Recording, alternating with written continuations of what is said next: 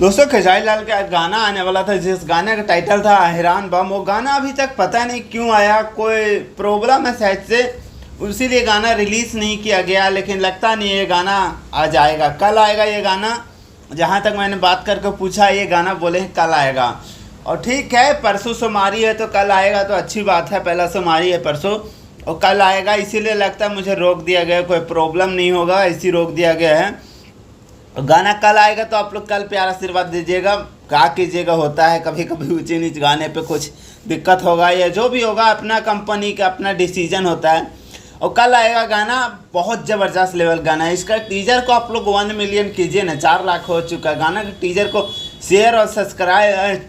Share और comment कीजिए तो थोड़ा व्यूज़ बढ़ेगा। टीजर पे 6-7 लाख कीजिए आज इसका टीजर पे।